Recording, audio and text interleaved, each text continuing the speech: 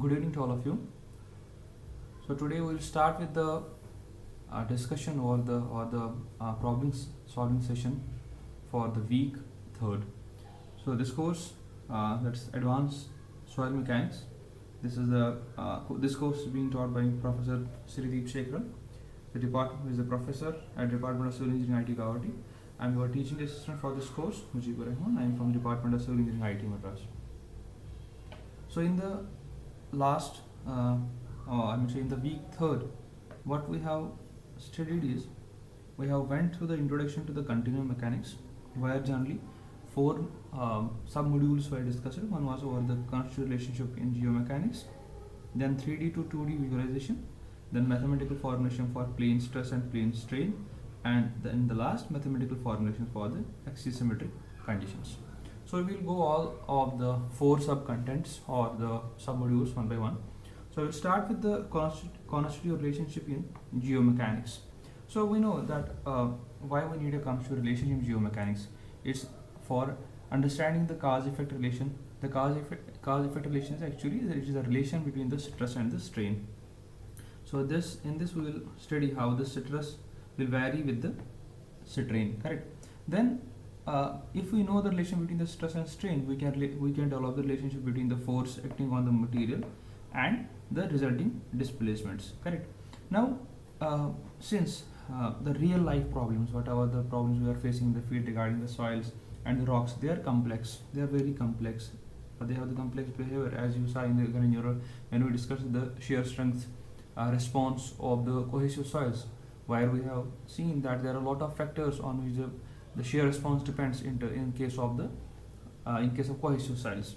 So is there a way of simplifying the behavior, or can we idealize or develop a mathematical models which are simple and help us to understand the basic problems or the basic mechanics of the soils? Correct. So we have few idealizations, or we can say simplified mathematical models. We will start with a simple one, which is a linear elastic model. So we can see it's a linear elastic model where the stress is varying with the strain, and the variation that is assumed in this is the linear variation between the stress and strain. And it's the widely used model.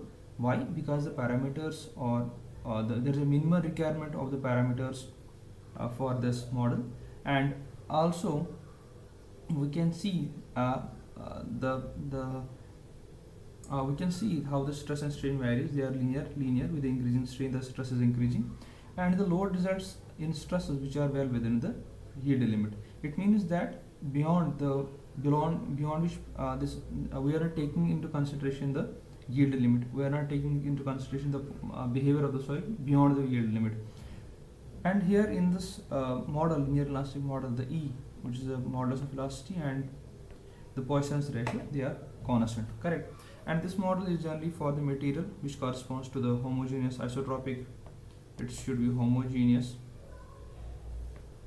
isotropic, and material properties are independent of stress levels.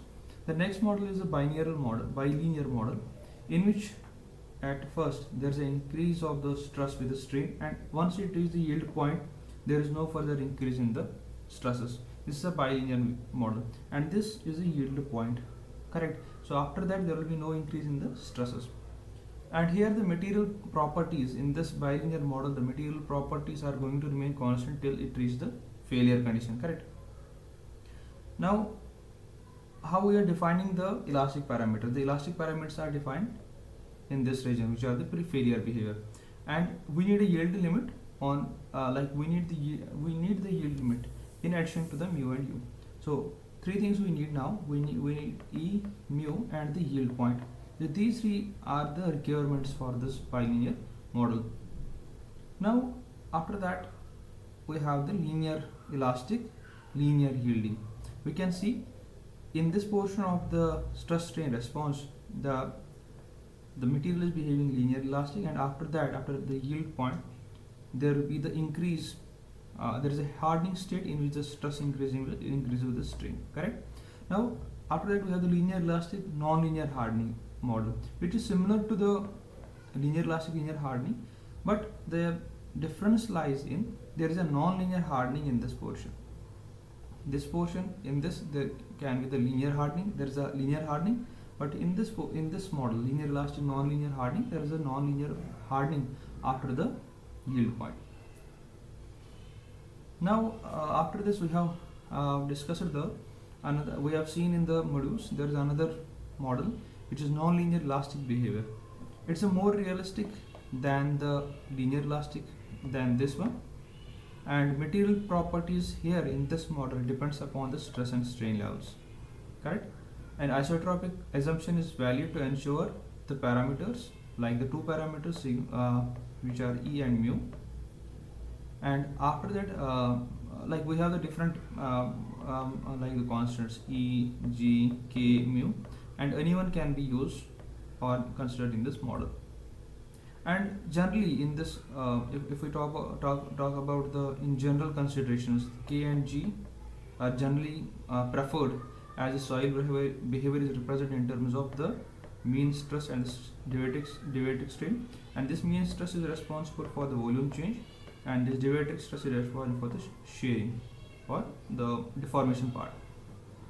Now we have the non-linear elastic, non-linear hardening.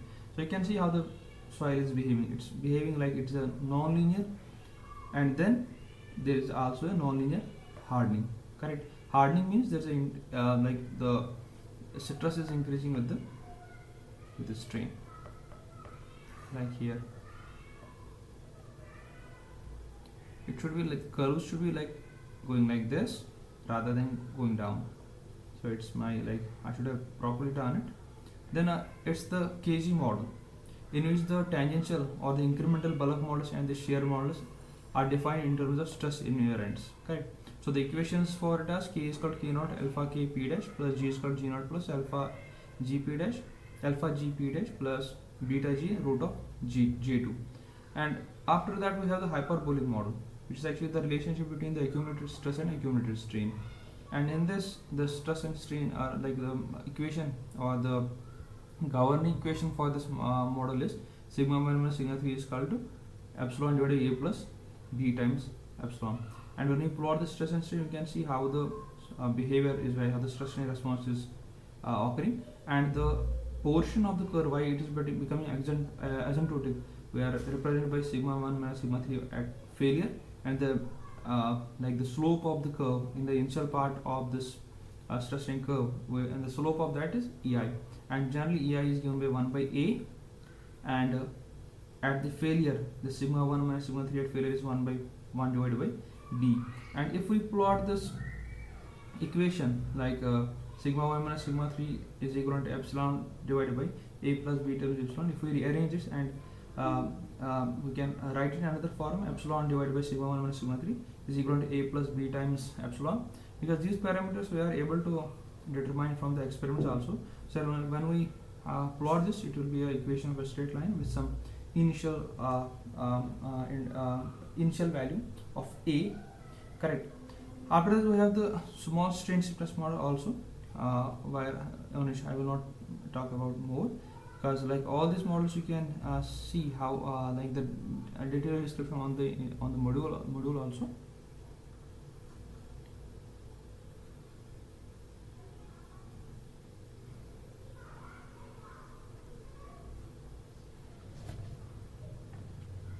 Now we have the elastoplastic behavior. While the stress strain, you can see the general stress strain behavior of this model, in which the stress are increasing. While the stresses are increasing up to a certain point, and you can see there is a elastic behavior also, and also the curve is non-linear. And once it reaches the certain point, let's assume A, we are allowing the soil to like it's a kind of unloading, and during unloading, and then again once it reaches the stress of 0, we are again loading the sample. You can see how the stress strain varies, and in the part of the strain which is accumulated, you can see this part which is the unloading, and here it start reloading again, and this is the amount of the plastic set which has been developed in the soil, or we can say is a plastic strain that has developed in the soil. Now the portion of the strain which is from the point where we have start unloading and at the point it touches the strain of stress of 0, I mean say this to this, it's the kind of a elastic strain. This elastoplastic behavior or the model, it's the realistic model.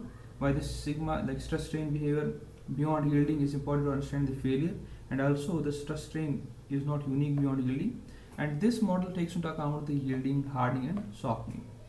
After that, in the next module, we have studied the 3D to 2D visualization, how we can make the thing simpler so as to understand the complex problems that we face in the field. So generally, in the geomechanics problems, like the problems which are in 3D, the solutions that we develop for them are very complex and they are computationally very like intensive. So based on the geometry, loading condition and the symmetry, we can actually visualize the 3D problems into the 2D problems. So based on these three conditions, it may be possible to neglect some components of stress tensor, strain and displacement, and once they are neglected, the solution becomes easy to understand. The first condition is the plane strain condition. What the plane strain is, it's actually the condition or it's a condition in the field where the strain acting in the longest direction is negligible or very less as compared to other two directions. Or generally, if you see a retaining wall, the example for it is a retaining wall.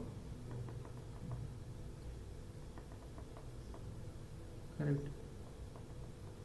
So in the retaining wall, what is happening that in this direction, whatever the strain will be coming, let's assume it's a z direction, whatever the strain will be coming, it is very less as compared to the length of the retaining wall in the z direction. So the strain in this direction will be negligible. So that's why we are writing that for the plane strain condition, what are the requirements? The requirement is that the strain acting in the longest direction is negligible as compared to the other two directions. Fine. Now, what are the assumptions? What are the assumptions that we are using in order to define any situation, that if we face any situation in the field, based on which conditions we can say, okay, here we can use a plane strain condition. So the first assumption is that the one dimension of the structure should be very long, as we saw in the retaining wall. The one dimension is very large as compared to the other two, so that the strains coming in that direction, they are very less. And the loading should be perpendicular to the z-axis. It means that the loading should be like this, correct? Why? In order to so that there is no effect of loading in the z direction. Why we want this loading should be perpendicular to z-axis? The reason for it is we don't want the effect of this load in the z direction. Then some strains will be created in this direction, and also it means that this loading should not be a function of the z direction. And last requirement for defining any condition to be a plane strain condition is the ends are either constant or it is an infinite long, or the dimension of it is infinite long in z direction. See, the two things are there in the field. There can be the conditions where the like the z direction is very large, and we can say, okay, this is a plane strain condition. But in the experiments, what we are doing actually, we are actually restraining the strains along the z direction by keeping some metallic sheets, so that the deformation so that the deformation of the sample in the z direction are restrained or constrained in order to maintain the plane strain condition. So the requirements for the plane strain, these are the four assumptions based on which we are telling that, or we are considering any geotechnical problem as a plane strain condition. So the crux of this slide is that for the plane strain condition, the strains in the z direction are negligible, assumed to be 0, and the strain in the xz and yz planes are also considered as 0. So this is the strain matrix for the plane strain condition. You can see we have epsilon in the x, y plane and xy plane. So we have the strains only in x, y and xy plane, and the rest of the strain values are becoming 0. So it means that by assuming this assumption, epsilon z is equal to 0, so we can see how the strain tensor has been reduced to only 3 elements, 1, 2 and 3, and this idealization is helpful for the lot of geotechnical problems, like we have the retaining walls, in that we are using this plane strain condition for understanding its mechanics. Now after that, once like I told you, like this module is about developing the constitutive relationships, which is how the stress and strain are related to each other. So in the plane strain condition, the stress tensor can be written in this form, where you can see there are mainly three independent variables: sigma x, sigma y, and tau xy, and this sigma z, which depends upon the x and y stresses, stress in x and stress in y. Please note that even if in the plane strain condition we are telling the strains in z direction is 0, it does not neglect, or it doesn't mean that this if we are telling the strains are in z direction are 0, it does not neglect the statement that the stresses will the stress acting in the z direction are 0. So the stress acting in the z direction will be equivalent to mu times sigma x plus sigma y. So in this sigma z, it's not a dependent stress, it's not a dependent stress. Now in terms of the principal stresses, these are includes of sigma x and sigma y and tau xy. In terms of principal stresses, this relation is further simplified in terms of we can say sigma 1 and sigma 3, which is given by E divided 1 plus mu into 1 minus 2 mu, and then we have a matrix of the Poisson's ratio 1 minus mu, 1 minus mu, and the strain values. Correct? So these are the important relationships considering the plane strain condition. Correct? Now if we talk about the plane stress, what plane stress is similar to the plane strain, we have plane stress. Why are we telling that? Okay, here the strains in the longer direction were 0. Now how can we reduce the stresses on any plane to be 0? So this we can know the stress is equal to force by area. So we are actually applying this force, but what we can reduce is we can make a very thin plate so that the stresses acting on that plane are very less.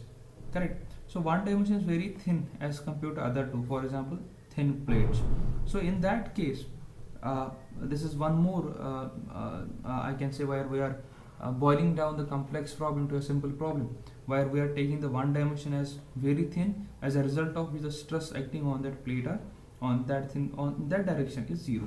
So we can see sigma z is equal to 0, and the stresses in that x z and y z planes are also 0. So you can see the stress and strain tensors, they are again the sum components of the stress tensor and strain tensor are becoming 0, and we can visualize this plane strain case simple to this problem, where we have a soil element and the stressor acting, sigma x is acting, sigma y is acting, and tau xy is acting on the sample. Yeah, we can see the strain tensors, stress tensor, strain tensor, and the constitutive relationship governing the relationship between the stress and strain. And also the strain in z direction is given by minus mu divided by 1 minus mu into epsilon x plus epsilon y. Again, I will focus on this point. Even the stresses in the z direction is 0, we does not neglect that the strain will not be there. There will be a strain in z direction given by minus mu divided by 1 minus mu into epsilon x plus epsilon y. Now another idealization is the axisymmetric condition. Correct? So now what's the axisymmetric? There are some 3D problems which are actually symmetric about their axes. For example, we have a centrally loaded circular footing is there, or we have the axially loaded pile, or we have a triaxial sample. We can see there is an axial symmetry based. Axial symmetry is two types. So like we have the two symmetries in it. One is the based on the geometry and based on the load. This load is acting as a center, and also the sample is symmetric about its axis. So these problems satisfy axially symmetric geometry and axisymmetric loading. So generally we are defining the stresses or the strains, basically strains in terms of r, z and theta coordinates. Correct? And this displacement strain stresses in z and r direction, and they are independent of like I'm saying, like displacement are generally in the z and r direction, and the displacement strain stress are independent of the theta. Now these are the stress tensor, strain tensor, and the constant relationship for the axisymmetric problem. Here it's in terms of polar coordinates, and this is the in terms of principal stresses. Correct. Also, yeah, the displacement forces are obtained by, for example, for example, you have any idealization, you have any problem, 2D problem, for example, plane strain or axisymmetric problem or the plane stress problem, where you have found the strains, okay, or incremental strains, delta epsilon 1 or delta epsilon 3. In order to determine the displacement or stresses from these incremental values of strain, we can use the integration in order to determine the strain, or the not a strain but a settlement, and also the stresses. I will show in the next slide.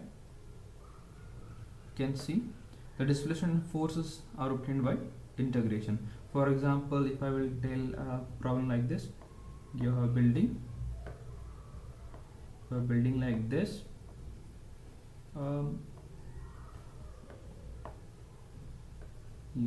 there is ground and some building you have built up, fine, and at the center of this building there is a soil sample, fine, or a cubical sample, not an issue, yes, I mean to say. So there will be some stresses acting on it, and due to this stresses acting on the soil, there will be some amount of strain in x and y direction. In x, in z direction. These strains are actually the incremental strains, delta xz and delta. These are the increase in the stresses, which increase in the strains, which has been developed in this sample due to the external increase in the stresses. Correct. Now, from this delta xz, if you know the thickness of the soil layer, we will be able to determine the settlement this layer has undergone. So that is given by z is equal to integration of the strains in z direction and multiplied by dz. Correct. And also the stresses.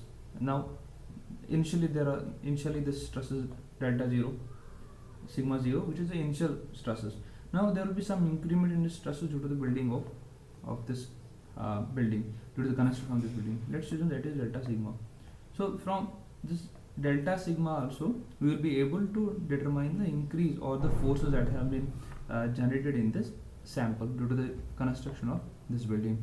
So this is because I have seen some problems in the assignment, they are based on this. So you can use this formula, these two formula, for determining the settlement or the forces which have been developed in the soil sample, or which have been developed in the soil sample due to the increase in the loadings or increase in the stresses. Now after that we have the invariance for the plane strain and axisymmetric condition. In general, if we talk about the derivative stress, which is given by 1 divided by root of 2 into sigma 1 minus sigma 2 whole square plus sigma 2 minus sigma 3 whole square plus sigma 3 minus sigma 1 whole square.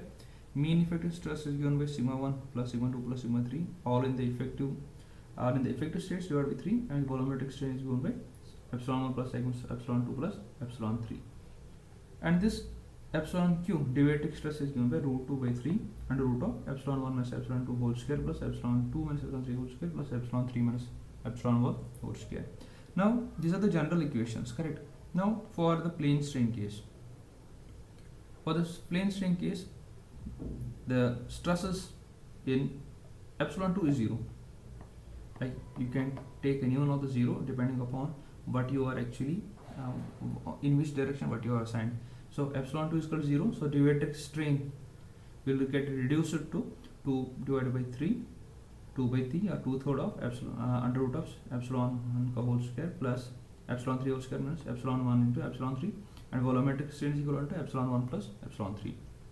Similarly for the axisymmetric condition, where sigma 2 is equal to sigma 3 and epsilon 2 is equal to epsilon 3 due to the symmetry in the geometry and the loading. So our mean stress is getting reduced to sigma 1 dash plus twice sigma 2 dash divided by 3, and q, here you can, since sigma 2 is equal to sigma 3, you can use any one of them, and q is equivalent to sigma 1 minus sigma 3. Volumetric strain is given by epsilon 1 plus twice epsilon 2, and dielectric strain is given by 2 by 3 epsilon 1 minus epsilon 3. Just you need to put these values in these equations, you will be able to get these formulations. Now we have some elastic constants like the shear modulus, bulk modulus, elastic modulus. So the relationship between them, how they are related to each other. So generally K bulk modulus is given by P dash divided by volumetric strain, which is given by E dash elastic modulus divided by 3 into 1 minus 2 times Poisson's ratio. Similarly, shear modulus G is equal to G dash. Since pore water pressure doesn't have any effect on the shear, that's why G is equal to G dash is equal to Q dielectric stress divided by 3 times dielectric strain, which is given by elastic modulus divided by 2 into 1 plus mu. And this Poisson's ratio is related to K and G, given by 3K dash minus 2IG divided by 2G plus 6K. Correct? So from here, from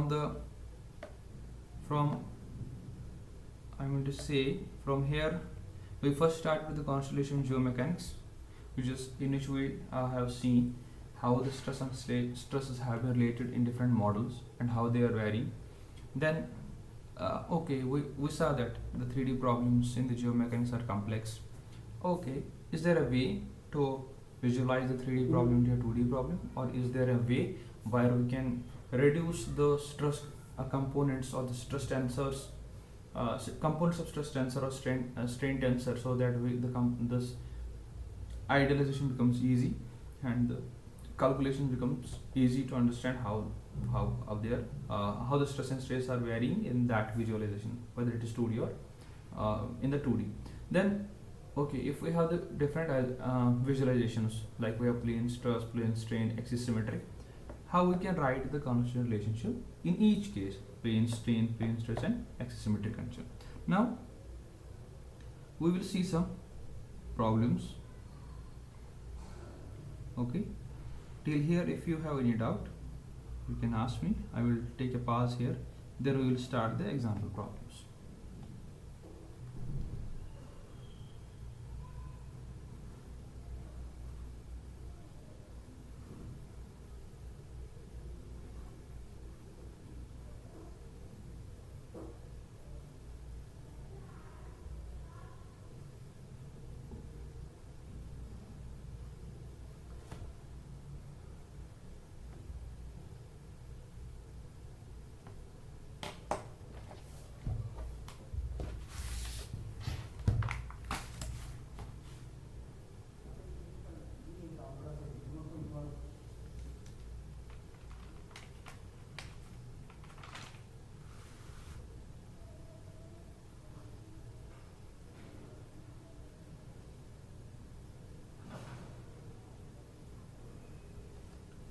So we can start the example problems. Question number 1. So a retaining wall moves outwards. Please note that it's moving outwards, causing a lateral strain of 0.2%. So I will just highlight the important parameters. So retaining wall moves outwards. It causes the lateral strain of 0.2% and a vertical strain of 0.1% on a soil element located 3 meters below ground level. Assume that soil is linear, isotropic, elastic material with E is equal to 5500 kPa and Poisson's ratio of 0.25. Calculate the increase in stresses imposed. Correct? We have to determine the increase in stresses. If the retaining wall is 6 meters high and the stresses you calculate are average stresses, determine the lateral force increased per unit length of wall.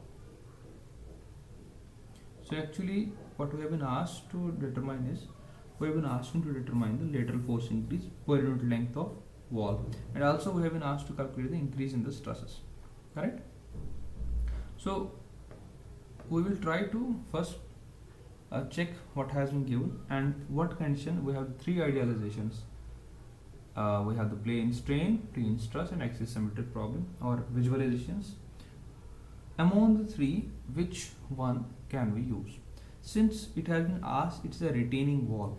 So immediately it should come to your mind that retaining wall has one dimension, correct, which is very large as compared to other two. Fine. It should immediately come to your mind. So it means that the strains in this direction are assumed to be 0. So this problem can be solved by a plane strain condition, correct, in which the strain in that direction are 0, correct. Fine. Now, and also we have been asked to find the increase in stresses. So every time when you have been asked to determine the increase in stresses, it is best to write this elastic equation in terms of the incremental strain, in terms of increments, I would say, in terms of delta sigma 1, delta sigma 3, right? Because we don't know the initial things. We have been asked to, we have been told this is the condition, now determine this. We are not aware about the initial conditions. So every time you have been asked to determine the increase in the stresses, it's best to write the elastic equation in terms of increments. So can you remember the plastics, this axisymmetric equation? Okay, this one. So this equation we are going to use for solving this problem. Fine. So can I write this constitutive relationship in terms of increments? So I can write delta sigma 1, delta sigma 3. Can you recall the formula?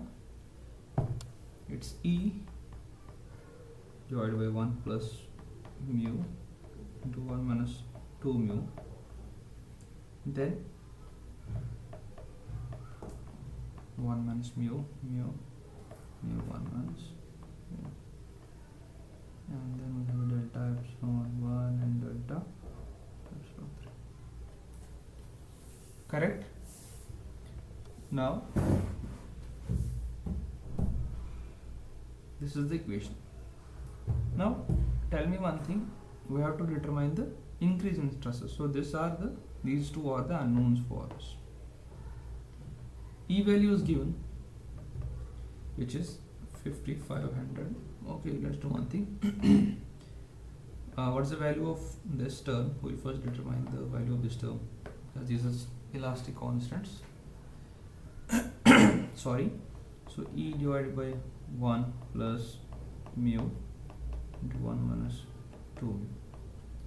E is 5500 divided by mu is 0.25. 1 minus 2 into 0.25. So it will be equivalent to 8800. Correct? Now this, can you write this equation again? Delta sigma 1 and delta sigma 3 is equivalent to 8000. So 1 minus 0.25, mu is 0.25, it's 0.75. Mu is 0.25, mu is 0.25, 1 minus 0.25 is 0.7. And what is the increment of strain in the vertical direction? It's 0.1%, correct? So one thing is here, if this is a portion of the soil which is behind this retaining wall, correct? This is the portion of soil behind this retaining wall. If this retaining wall goes in this direction, correct, what will happen to the soil? So this soil, there will be a compression and there will be the tension in x direction.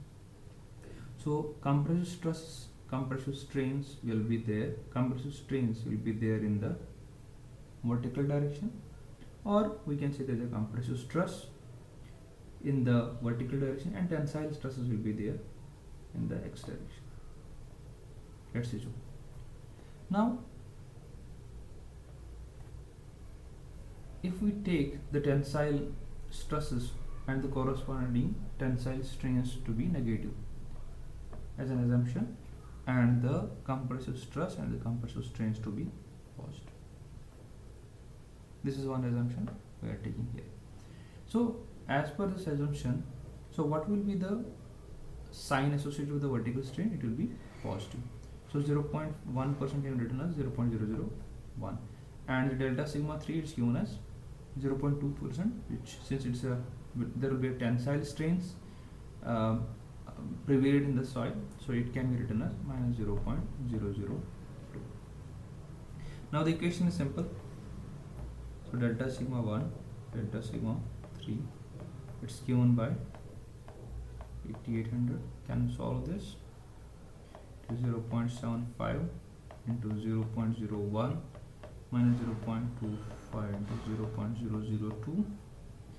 Similarly, it will be 0.25 into 0.001 minus 0.75 into 0.002. So once you will solve this, it will be equal to 1 by 4000, which is 1 divided by 800. So this is equivalent to 2.2 and minus 11. So it means that delta sigma 1 is equivalent to 2.1 kPa and delta sigma 3 is equivalent to minus 11 kPa, which means that once the retaining wall moves in the outward direction, or it moves away from the soil, the stresses in that direction of the motion, it's getting reduced.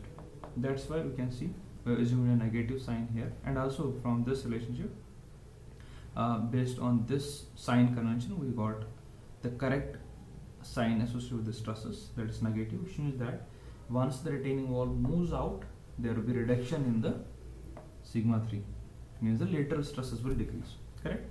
Now we got the delta sigma 1 and delta sigma 3. What we have been asked is to determine the lateral force increase per unit length of wall. Now here, if you remember, I have told you, if you want to determine the displacement and the forces, you can do it by the integration. So we will simply use the integration technique for solving this problem. So now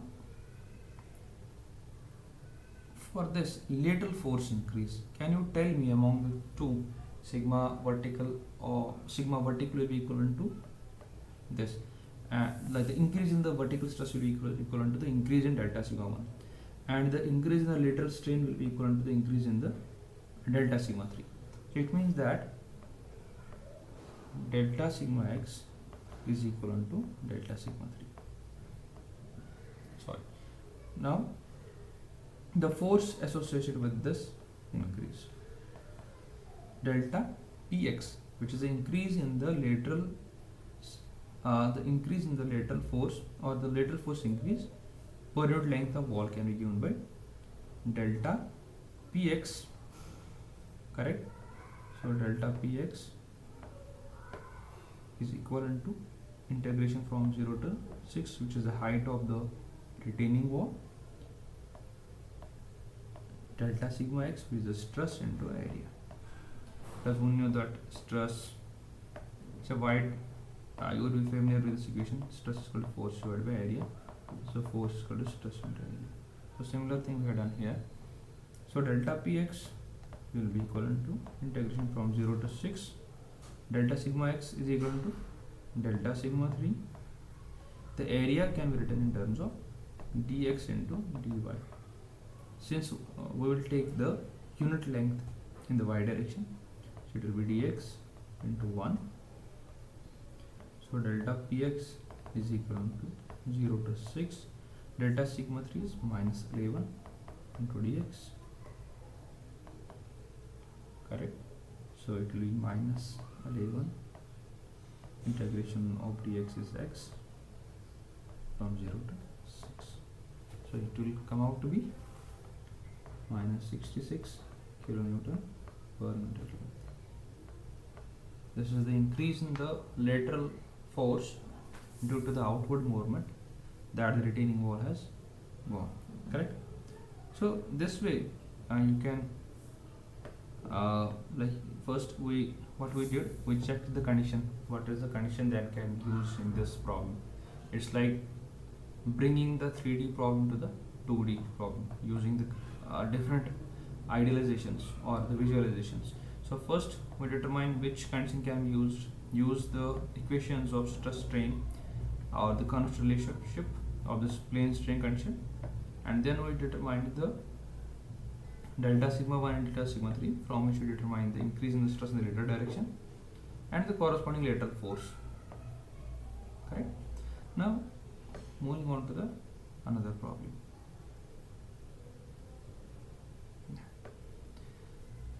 You can see a circular tank which is made or constructed on a soil which is 5 meter thick, is medium dense,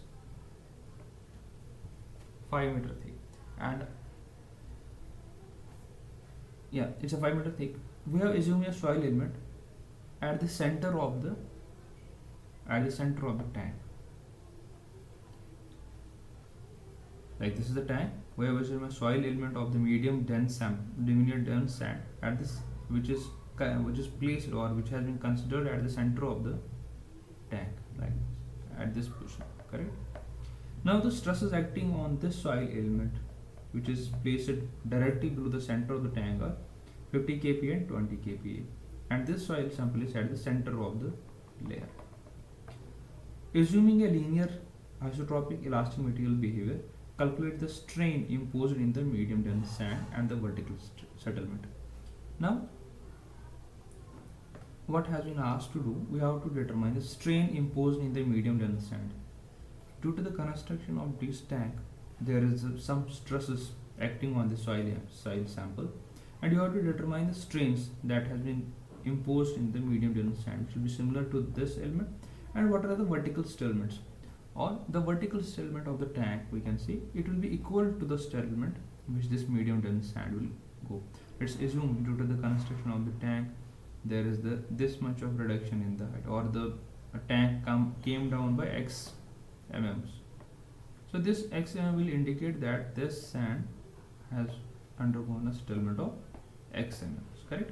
So first we need to think, or we need to suggest which condition we can use here. Since it's a 3D problem, we have to use some idealization to convert the 3D into 2D. Correct. So now let's solve it. So can you recollect what kind of symmetry we can use here? First of all, if we take the soil sample, it's a cylindrical soil sample. It means that we have a not a rotation, sorry. We have a symmetry about the axis of the cylinder, and it's placed directly below the tank. It means that whatever this 50 kPa is acting, it is acting at the along this its axis. We have both rotation, not a rotation symmetry, but a geometric symmetry, and the loading symmetry also. This load is acting on the center, along the axial, along the center line of this cylindrical specimen. Correct. So what kind of condition we can use? We can use a axisymmetric condition for this, or axisymmetric visualization. Now for the axisymmetric visualization, what was the governing equation? So the governing equations are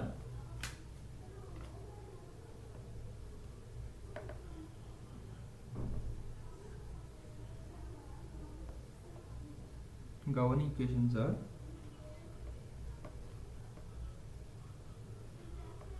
strain is a strain matrix is equal to 1 by E 1 minus 2 mu minus mu 1 minus mu.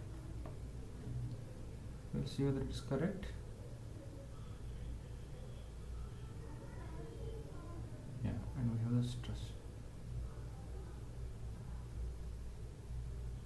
We have the stress sigma 1 and sigma 3. Again, as I told you, this initially there will be some amount of some initial conditions will be there, so it's again a problem of the incremental strain. We have to consider the incremental strain in this problem also. So we can rewrite this in terms of delta epsilon 1 and epsilon 3 is equal to 1 divided by E 1 minus 2 mu minus mu 1 minus mu. Here it will be delta sigma 1 and delta sigma. Correct? Now can you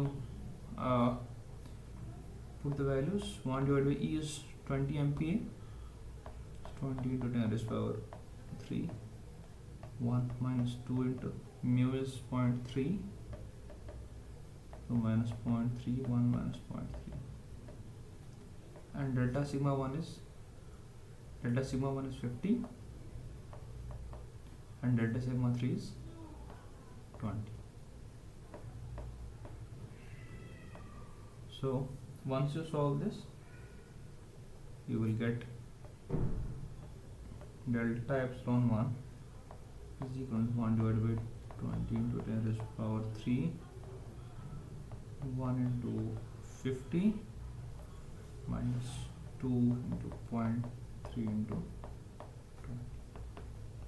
So delta epsilon 1 is equivalent to 1.9 into 10 raised to power minus 3, and similarly delta epsilon 3 is equivalent to minus 5 into 10 raised to power minus 5. Fine. Now what our task is, we have been asked to determine the strain, that we have determined the strain imposed in the medium dense sand, that we have calculated. Now we have to determine the vertical settlement. This vertical settlement of the tank will be equivalent to vertical stress by integrating the vertical strain that we have obtained over the length of the medium dense sand, we will get the settlement that this tank will undergo. So for determining that, so settlement will be equivalent to this epsilon strain in one direction, in the principal direction will be equivalent to, or the direction that we have assumed, the strain in this direction will be equivalent to strain in this direction will be equivalent to the strain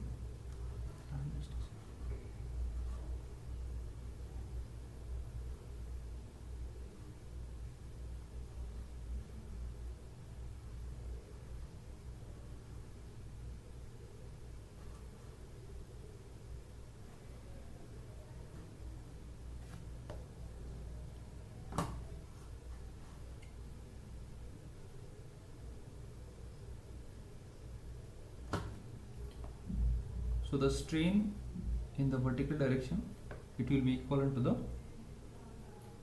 delta epsilon z. So we have been asked to determine the settlement. So the vertical settlement will be equivalent to delta z,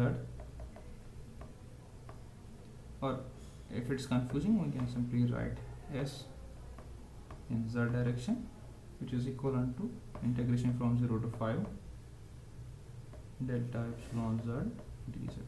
Correct? So if we solve this, what is the strain in that direction? It will be equivalent to the strain in principal direction 1. So it's 1.9 into 10 raised to power minus 3 dz.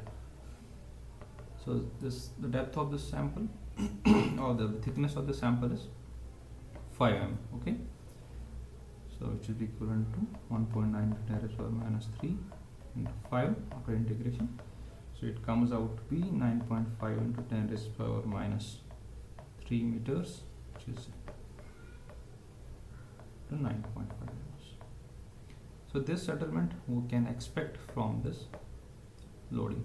Once the tank we are building on this medium dense sand, so the settlement that this layer will undergo, this medium dense sand, the same amount of settlement will occur in the tank. Now we have another problem. We have a triaxial sample and the loadings are shown here. We have the axial stress, axial effective stress probably in the vertical direction given as 400 kPa and radial effective stress of 100 kPa. The sample is usual 50 by 100, correct? 50 by 100, and it has been asked like the parameter that are given is axial displacement due to the loading is 0.5 mm and the radial displacement is minus 0.04 mm. Assuming a linear isotropic elastic material behavior, we have been asked you to calculate the mean and deviated stress, volumetric and shear strain, shear bulk and elastic modulus. So again, this triaxial sample, when we check its visualization, it's actually the axisymmetric condition. So what are the formulations that we'll be using is, these are the formulations for the axisymmetric condition, correct? So we will be using these formulations for determining the mean stress, deviated stress, volumetric strain, deviated strain, and these elastic constants, correct? So we will go through one by one. So first of all, we will start with the part A, which is mean and deviated stress. Now from the formulation, if we recollect, this P dash is equal to sigma axial plus 2 times sigma radial divided by 3. Now here in this problem, sigma A is 400 plus 2 times into sigma radial, it's 100 divided by 3. It will come out to be 200 kPa. This is the mean stress. Deviated stress is sigma axial minus sigma radial, which is 400 minus 100, which is 300 kPa. As simple as it is. Now for the volumetric strain, the information about the strains are given. Strains in the axial displacement or the axial direction and the radial direction. So first we need to calculate the strains in the x-axis, or we can say in the radial direction and the vertical direction from the information that has been given. So we know that the sample solving B part, diameter of sample is 50 mm, so the radius will be 25. So what is the strain in the radial direction? I will write it in terms of epsilon r, which is equivalent to epsilon 3, which is equivalent to delta r by r. What is the radial displacement? Minus 0.04 divided by diameter of radius of sample is 25, which is equivalent to minus 0.0016. And what is the strain in the axial direction, which is equivalent to epsilon 1, correct? It will be equivalent to delta z by z, where z is the height of the sample. So height of the sample is 100 mm. So this is equivalent to delta z is 0.5 divided by 100, which is equivalent to 0.005. So these are the strains in the principal directions of like in the principal direction 1 and 3, or we can say in the axial and radial direction. Now how we calculate the vertical and shear strains from the information of axial and radial strain. Volumetric strain in terms of axial and radial strain is given by E axial plus 2 times E radial, or this E axial is also equivalent to the strain in z direction. So which is equivalent to, what is the axial strain? 0.005 plus 2 times minus 0.0016. So it's equivalent to 0.0018. which can be written as 0.18%. So this is a volumetric strain that the sample has undergone due to this amount of loadings. Now what about the deviatoric strain? So deviatoric strain is given in the formulations for it. For the axisymmetric condition is 2 by 3 or 2/3 of epsilon axial minus epsilon radial, which can be written as 2 by 3 of epsilon 1 minus epsilon 3.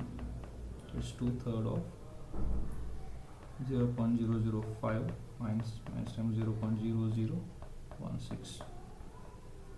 So this deviatoric strain will be equivalent to 0.0044, which is equivalent to 0.44%. So we have got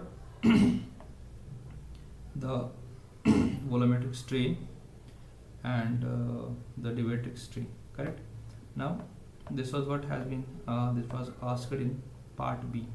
Now the part C asks for the shear, bulk and elastic modulus. Fine.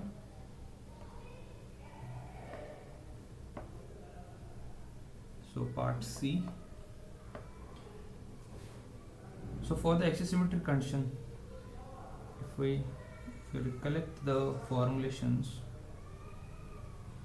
for the axisymmetric condition, we have K dash is equal to P dash by volumetric strain, G is equal to G dash Q divided by 3 times deviatoric strain, and the Poisson's value in terms of K and G. So we'll use these equations for determining these elastic constants, correct? So we'll go through one by one. First of all, we'll calculate the K dash, which is given by P dash divided by volumetric strain. It's the bulk modulus, 200 divided by what is the volumetric strain, 0.0018. So it comes out to be 1.111 kPa. Similarly, G, shear modulus, it's equivalent to Q divided by 3 times deviatoric strain. What is Q? Deviatoric stress is 300 divided by 3 into deviatoric strain is 0.0044. It comes out to be 22727 kPa. Now we have K and G in hand. We can determine the Poisson's ratio. It's given by 3K dash minus 2 times G divided by 2G plus 6K dash. So once you will use these values, or we will replace these K and J by the actual values, the Poisson's ratio will come out to be 0.4. Now you have the Poisson's ratio. We can use any one of these equations which like the relationship between the K and the elastic modulus for determining the elastic modulus, since like 3 of the parameters are known and third one is related to these 3. So we can use G is equal to E dash divided by 2 into 1 plus mu, or E dash is equivalent to 2G into 1 plus mu. So it is 2 into 22727 into 1 plus 0.4. So it will come out to be 63636 kb. Fine. So this is the this is the procedure that you should follow for solving the problems, which will be like based on the how we can determine the mean stress, deviatoric stress, volumetric strain, shear strain, or the deviatoric strain, and also the elastic constants. We started with the assumption or the realization that this is an axisymmetric problem, since triaxial is a 3D sample. So the assumption that we use is axisymmetric. So this has a geometrical symmetry as well as a loading symmetry. Then based on the constitutive relationships and the stress invariants that we have derived for this axisymmetric condition, we have the mean strain, mean stress, deviatoric stress, and equations for the volumetric strain, shear strain, or deviatoric strain, and also we have the equations that we have formulated for the shear, bulk, and elastic modulus. So all those things are like already taught, just I have shown you how to approach these problems because they can be in your assignments. Now the last question, question 4, it's actually the sample which has been shared in the sharebox test. The initial position of the sample is like this, correct? Now after giving the load in the vertical and the shear direction, the deformation has happened in this way, in this pattern, where there is a vertical settlement of the specimen, or we can say the specimen height has been reduced by 0.04 mm, and also there is a strain developed in the XZ plane given by 0.2 mm. Correct. Now, how we have been asked to determine the principal volumetric and divertic strains. So, if you recollect the the lecture where you have derived the stress at a point when it reaches the failure, sigma f tau f. Then from that we have determined the principal stresses. How we can determine the principal stresses based on the information of the axial and tidal stresses. Similarly, we have the formulations for the strain. So I will write them. First of all, we will see the basic information that we can take from this problem. Delta Z is 0.04 mm, correct, and delta X is equivalent to 0.2 mm. So what is the corresponding strain in vertical direction? It's delta Z by Z. What is the height of the sample? It's 20. So this is equivalent to 0.002. And since I told you like this deformation is happening in XZ plane, not completely in the X. This deformation is happening in the XZ plane. So the strain in the X and Y directions are 0. Correct? And also, what is the value of the gamma XY? Sorry, gamma XZ, because the deformation is happening. This deformation is happening in XZ plane. So this is equivalent to delta X divided by the specimen width, that is let's assume give it by H. So delta X is 0.2 divided by 20. It is same like the sample width, not I can write it by some other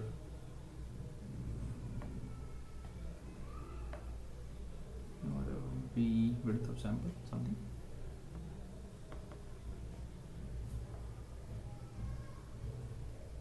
So can you calculate how much it is? 0.2 divided by 20, it's 0.01.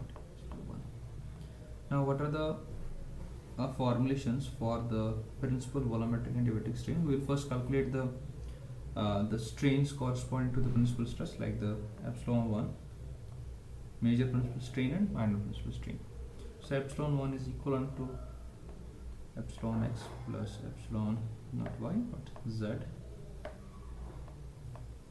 divided by 2 plus under root of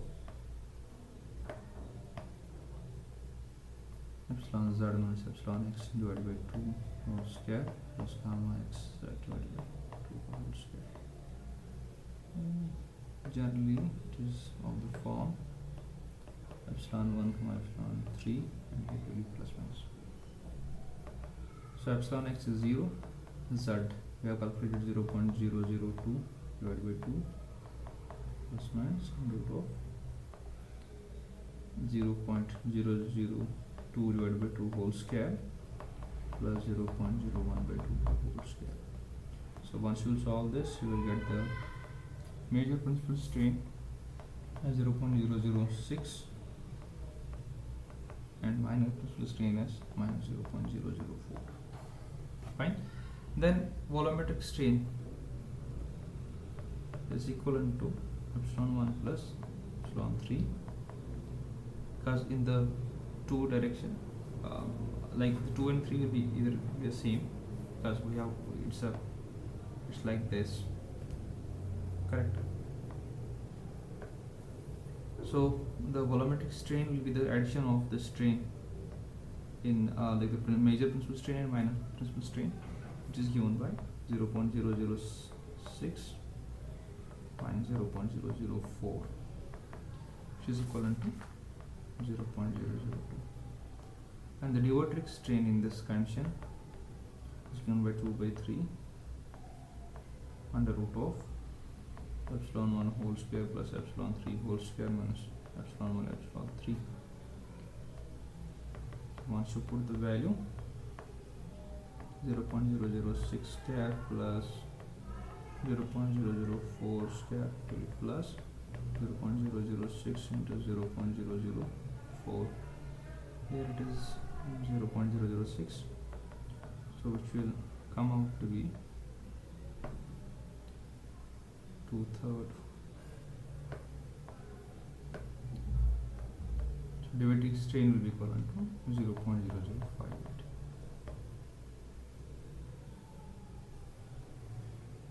This is what we have been asked to determine. Fine. So these are few numericals that I solved with you. So I will just go through the content that we have went through in this lecture or in this session. We started with the it is the week 3 module, correct? The topics that were discussed in the session or in the week 3 lectures were the constitutive relationships in geomechanics, where we have first defined or briefly introduced that why we need a constitutive relationship. We want to study the effect of stresses or the cause-effect relationship, where we are developing the relation between the stress and strain. Then in this constitutive relationship in geomechanics, we have seen the different models: linear elastic model, bilinear model, linear elastic linear model, then a more updated or the more realistic model, elastoplastic behavior, correct? After that, we started with the thought that okay, we have the 3D problems in the field. Is there a way to visualize them in 2D and we can say simplicize or bring the calculations to a 2D level in order to understand 3D problems properly? So we came to know, okay, yes, there are few assumptions. If we assume them, our 3D problems can be solved in the or we can visualize the 3D problems into the 2D problems. The first condition that we studied or went through is the plane strain condition. So in this idealization or visualization, we are telling that okay, if we have a problem or a field problem where or a structure where the dimension of the structure in any of the direction, let's assume Z, it's very large as compared to the other two directions, then the condition can be or the problem can be solved as a plane strain condition, because the strain coming in that direction, which is the longest direction, it will be very negligible. So few assumptions for the plane strain condition that we have studied is one dimension of the structure should be very large, as I told you, and the loading is perpendicular to the Z direction. So this is a second assumption, and why this we need this loading should be perpendicular to the Z direction, because we don't want there should be any effect of the loading in the Z direction. No effect of loading in the Z direction, nor this loading should be a function of the Z direction. And one more assumption is the ends of the structure or the problem that we are encountering in the field, the ends should be constrained or it should be infinitely long. What this ends should be constrained means, it means that in the direction where we want the strain should not be accumulated in the sample, in that direction we have to put some restraints. We can put a steel sheets so that the strains in that direction should not get accumulated. It should go in x. For example, if we want that strain should not be accumulated in the z direction, we will put the steel plates in that direction of the sample, so that the sample will deform in only x and y plane. Correct. So correspondingly, the condition can be written as epsilon z, that is called the delta z by z is 0, and the strains in x z or y z planes are also 0. What in y z? I guess it will be xy plane. And also the strain tensor can be written in this form, and the corresponding constitutive relationships which are relating the stress and strain it's in the matrix form, normal stress and stresses. Then we have the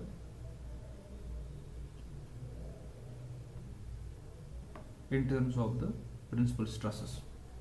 Correct. So I think yeah, after that we studied the plane stress condition. In the plane stress condition, we have shown that when we can say this condition is we can like when this condition, which 3D problem can be considered as a plane stress condition, and the formulations can be simplified to a 3D problem, from 3D problem to 2D problem. And here I guess I have written the strain components 6 on y epsilon x. Okay. Yeah, now it's proper stress to strain. So in the plane strain condition, what we are telling, that we are assuming that the dimension of the sample is very thin, so that the stresses acting on that direction or that dimensions are 0. So sigma z is 0, and tau x z is also 0, and tau y z is also 0. Correct? Fine. Now after that, we went through the formulations. What are the stress strain relationships for the plane stress? This is for the stress, this is for the strain, this is corresponding constitutive relationship, which is relating the stress and the strain. Correct? After that, we have the axisymmetric condition. In the axisymmetric condition, we have shown that which 3D problem can be idealized as a 2D problem using this condition. The problems which have the rotational symmetry in it, like rotational symmetry, which means that the geometry should be symmetric, actually symmetric geometry should be there, and the axisymmetric loading should be applied on that geometry. So these are generally determined or defined in terms of r, z and theta coordinates, and the corresponding stress, strain tensor and constitutive relationships are given here. Then we discussed that if we have a strains, or if we have given that the strains accumulated in the sample, or the change in strains delta epsilon, or the strains are accumulated in the sample, can we determine the corresponding settlement in that sample? Or if we have a soil deposit, here, and then there is the construction of some tank, let's assume, and can we tell if a soil sample is placed directly under the center of this tank, what is the settlement of this clay layer, or so not clay layer, only soil deposit? So that can be determined if we know the strains in z direction for this soil element, and the settlement that this tank will undergo, it will be equal to this the settlement that this layer will undergo. And similarly, the stresses in any direction can be determined, or the forces can be determined, not a stress but a force can be determined by integrating the stress on that area, corresponding area. And then we have went through the different invariants which are used for the plane strain and axisymmetric condition. These are the general equations. Then we formulated for the plane strain and axisymmetric condition. Correct?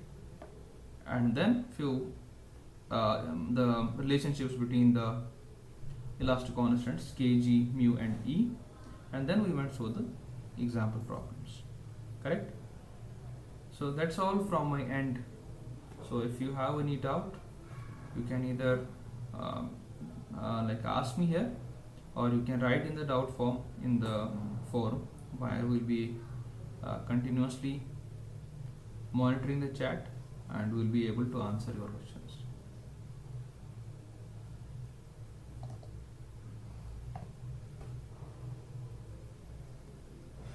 So I'm winding up the session. So if you have any doubts, you can ask in the forum. Thank you.